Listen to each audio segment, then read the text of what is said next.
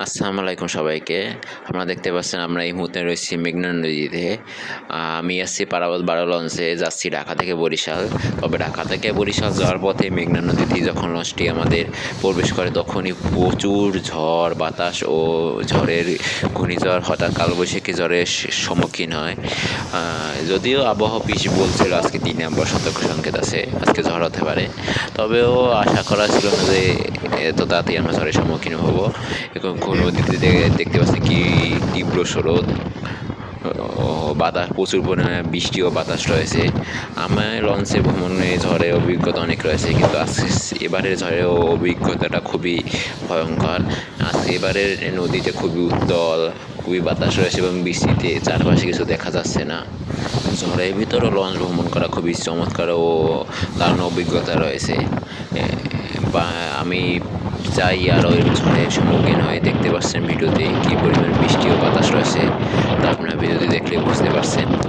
পারাবত 12 লঞ্চের সম্পূর্ণ ভ্রমণ ভিডিও, ঝড়ের সম্পূর্ণ ভিডিও ইতিমধ্যে আমার চ্যানেলে আপলোড করা হয়েছে। আপনারা যারা দেখেননি তারা ভিডিওতে আমার চ্যানেল থেকে দেখে আসতে পারেন। ও আপনারা কারা লঞ্চ ভ্রমণের সময় এরকম ঝড়ের সম্মুখীন হয়েছেন বা এর থেকেও কি কোনো বড় ঝড়ের সম্মুখীন হয়েছেন কিনা আমাদের সাথে শেয়ার করতে পারেন। আপনাদের নদী ভ্রমণ কেমন লাগে ও ঝড়ের সময় আপনাদের নদী ভ্রমণ কতটা উপভোগ করেন বা কতটা আপনাদের কাছে ভয়ঙ্কর মনে হয় তা আমাদের সাথে শেয়ার করতে পারেন। আমার এই ইউটিউব চ্যানেলে নিয়মিত লঞ্চ ভ্রমণ ভিডিও আপলোড করা হয়। আপনারা লঞ্চ ভ্রমণ ভিডিও দেখতে চাইলে আমার চ্যানেলটি সাবস্ক্রাইব করে রাখতে পারেন। এখানে নিয়মিত ভ্রমণ ভিডিও আপলোড করা হয়। এছাড়া লঞ্চ নিয়ে বিভিন্ন আপডেট ভিডিও সব পোস্ট করা হয়। আপনারা আমায় চাই আপনারা আরও বেশি বেশি করে লঞ্চে ভ্রমণ করুন, কারণ লঞ্চে ভ্রমণ করা কতটা শান্তি তা শুধু বরিশালের মানুষরাই জানে। তবে পদ্মা সেতু হওয়ার পর লঞ্চ সেক্টর প্রায় ধ্বংসের মুখে চলে যাচ্ছে। আমরা চাই আপনারা আপনার পুরনো ঐতিহ্য লঞ্চকে আবার বেছে নিন, লঞ্চ সেক্টরকে ধ্বংসের হাত থেকে রক্ষা করুন।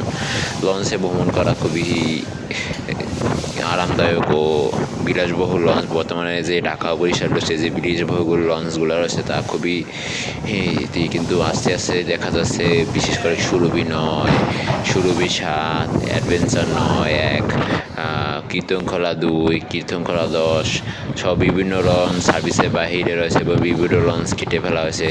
দেখতে পাচ্ছিলাম যে রিসেন্টলি কুয়াকাটা 5 লঞ্চও কেটে ফেলা হয়েছে, যা খুবই কষ্টদায়ক। আমরা চাই আপনারা নিয়মিত লঞ্চ ভ্রমণ করুন, লঞ্চ সেক্টরকে টিকিয়ে রাখুন। ধন্যবাদ। আপনারা আমার চ্যানেলটি সাবস্ক্রাইব করে আমার পাশে থাকুন।